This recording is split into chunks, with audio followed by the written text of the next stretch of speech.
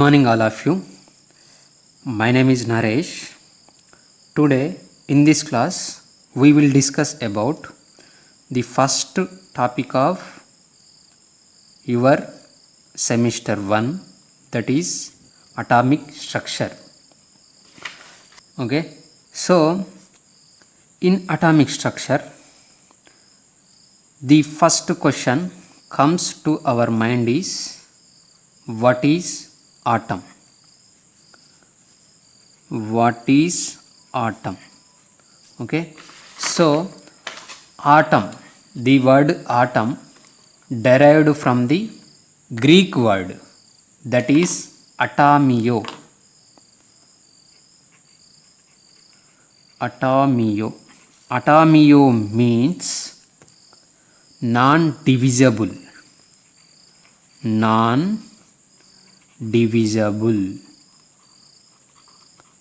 Okay, so the word atom derived from the Greek word, that is atomio, which means non-divisible. Okay, so next one, the first atomic theory was proposed by the John Dalton in 1808. Okay, the first atomic theory was proposed by the John Dalton.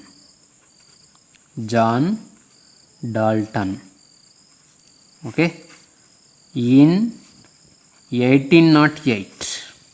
Okay, so let us discuss about Dalton atomic theory. Dalton atomic theory. Okay, so according to Dalton atomic theory, all matter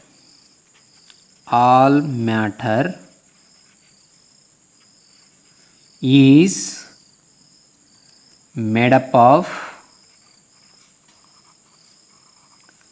tiny indivisible particles.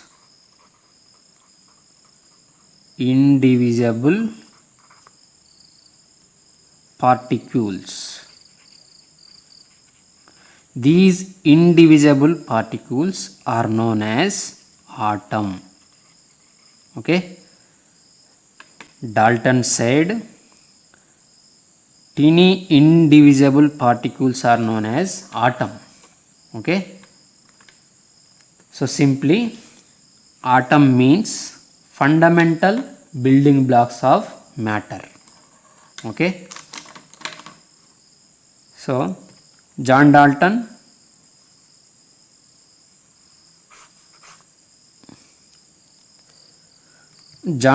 said what? Atom is a indivisible particle. Okay, indivisible means it could not further divided. Okay, indivisible means could not further divided. Okay,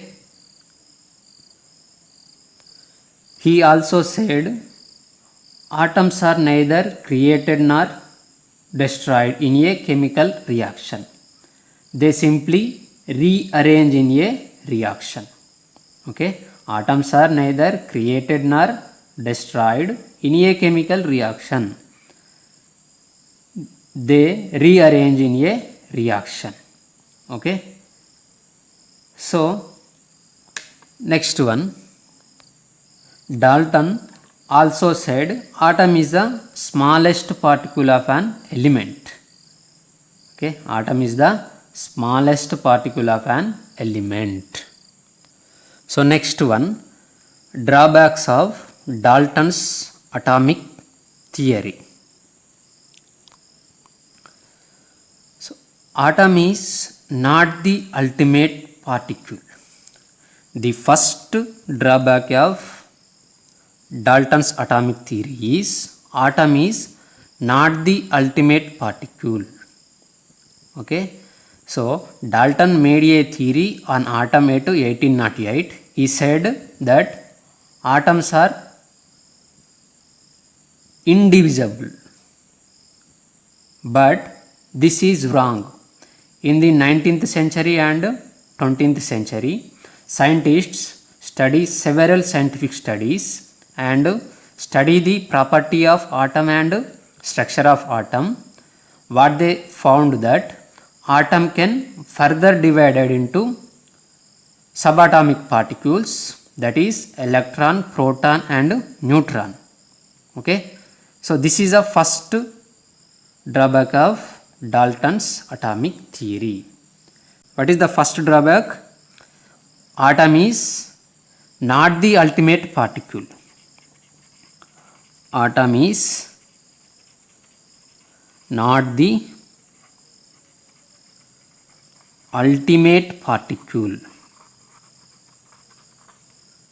Okay, it can further be divided to electron, proton, neutron. Electron, proton and neutron. Okay, so next one, when glass rod is rubbed with silk or fur, the glass rod gets positively charged. Okay, when a glass rod, this is a glass rod rubbed with silk, here the glass rod gets positively charged. Glass rod gets positively charged and silk gets negative charge. Silk gets negative charge. Why does glass rod gets positively charged? John Dalton could not explain this. Okay, this is because flow of electrons from glass rod to silk. Flow of electrons from glass rod to silk.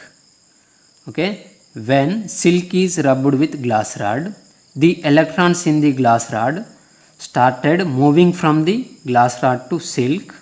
That's why the number of electrons in silk increases. The number of electrons in silk increases. That's why silk gets negative charge and glass rod get positive charge. But John Dalton could not explain this phenomena. So this is the one of the main drawback of Dalton atomic model. Okay, so therefore after Dalton's atomic theory, scientists study the property of atom and structure of atom. What they found that atom can further divided into electron, proton and neutron. So therefore atom is not the ultimate particle. Atom also having electron, proton and neutron. These electron, proton, neutron are known as subatomic particles. Subatomic particles. Let us discuss subatomic particles. So next one, in this atomic structure we will discuss the arrangement and behavior of these subatomic particles. Okay, let us discuss discovery of subatomic particles. First of all, let us discuss about discovery of electron. So let us discuss discovery of electron. Okay, so the first question comes to our mind is, who discovered these electrons? Okay, electrons are discovered by J.J. Thomson. Okay, he used cathode ray discharge tube experiment. Through this experiment, he discovered electrons. And let us see what is the cathode ray discharge tube experiment, how he conducted these experiment. Okay, coming to the cathode ray experiment, it is just glass tube. Okay, this is just glass tube and which had two electrodes or which had two metal plates. This is one, this is another one. These metal plates are known as electrodes. Okay, in this two electrodes, one metal plate is connected to negative terminal of the battery and this is connected negative terminal of battery, and other electrode or metal plate is connected to the positive terminal of the battery. Okay, so in these two electrodes, one which is connected to negative terminal of battery is known as cathode, another one is one which is connected to positive terminal of battery is known as anode. Okay, simply negative electrode is cathode, positive electrode is anode. Okay, this is the very basic experimental setup. Okay, this is known as cathode ray discharge tube experiment. Okay, so the electrical discharge through the gases could be observed only at very low pressure and at very high voltage. So in this experiment we maintain low pressure and high voltage. Okay, air at very low pressure. Okay, very low pressure, maintain low pressure and high voltage. So when he applied high voltage and low pressure, what did he observed? He observed certain rays coming from cathode to anode side. Some rays, certain rays coming from cathode to anode side. Okay, these rays are made up of small particles. Okay, these rays are not visible to the naked eye but can be observed by using a phosphorescent material or fluorescent material such as zinc sulfide. That's why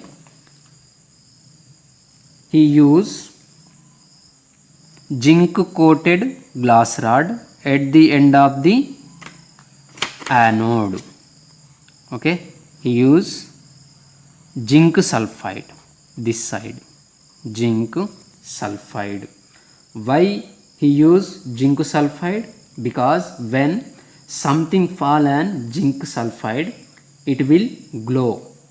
Okay, so when he applied high voltage and low pressure, certain rays coming from cathode to anode, these rays are made up of small particles and these rays are not visible to the naked eye. That is the reason he coated the glass with zinc sulfide, because when these rays coming from cathode to anode, here zinc sulfide will glow. Okay, he confirmed that some rays coming from cathode to anode. That's why zinc sulfide is glowing. This is the proof for the rays coming from cathode to anode. So next one, he started observing glow at zinc sulfide end. Where did he coated zinc sulfide? Towards anode. Okay. So in this experiment, he observed one more important point. When he applied electric field and magnetic field in cathode ray experiment, these cathode rays are deflected towards the positive side. Okay, when he applied, this is a cathode rays. Okay, so he applied electric field or magnetic field. Okay, so when he applied electric field and magnetic field, these rays are deflected towards the positive side. Towards the positive side. That means it confirms cathode rays have charge. Which charge? So here simply positive between positive charge and positive charge, repulsions is present. Between positive and positive, repulsions, and between opposite charges. Okay, two opposite charges attracts and two same charges between positive and positive, repulsions is occur. So he confirm when he applied electric and magnetic field, these cathode rays reflected towards the positive side. So therefore he confirms cathode rays have charge. Which charge? Negative charge.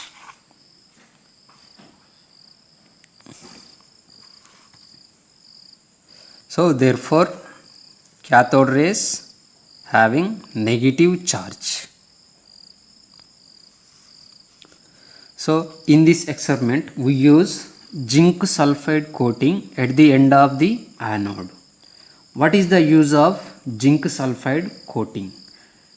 Zinc sulfide coating is act as the phosphorescent material or fluorescent material. So what do you mean by fluorescent material? So fluorescent material means just it glows. When some rays or some particles, it will fall on fluorescent material, it will glow. Okay, that is the nature of zinc sulfide. Okay, so next one, properties of cathode rays. So next one, let us discuss about properties of cathode rays.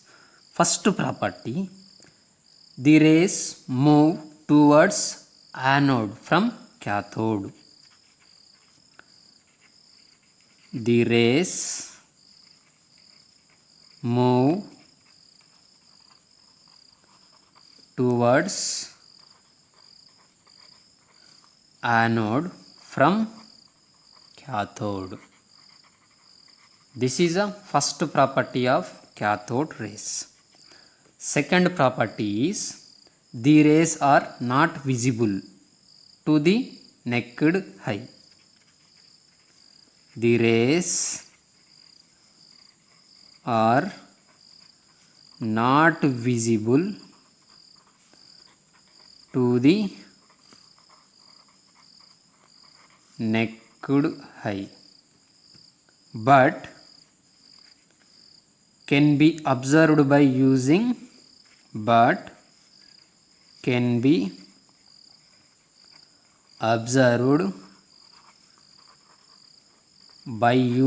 a phosphorescent or fluorescent material such as zinc sulfide. Phosphorescent material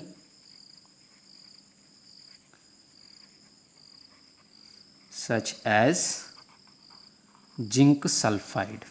Okay, so third one, the rays travel in straight lines in the absence of electric or magnetic field. The rays travel in straight lines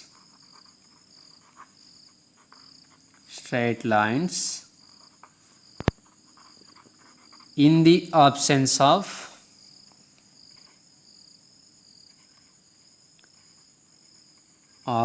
of electric or magnetic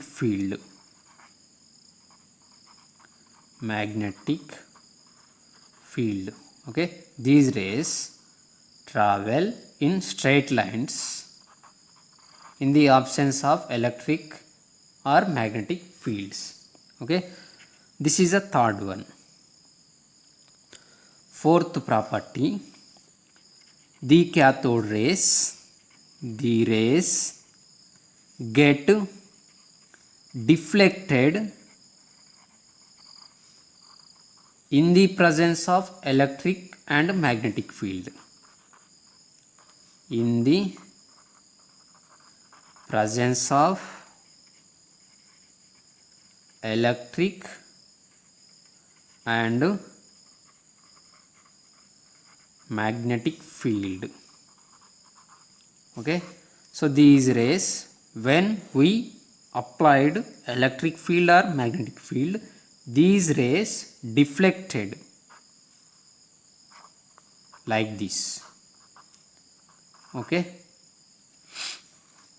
so next one, these rays behave as similar as the negatively charged particles. Okay, these rays behave as similar as the negatively charged particles. Negatively charged particles, that is called electrons. Okay, so next one, last property, the rays don't depend on the material of the electrodes. The rays don't depends on the material of the electrodes or on the nature of gas,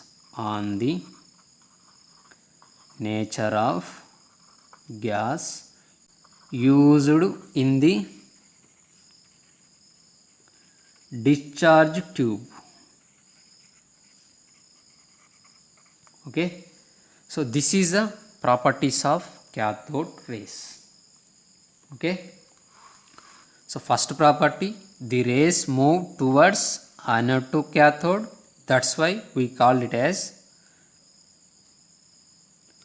cathode rays. Okay, why we called it as cathode rays? Cathode rays move towards anode. From which? Cathode.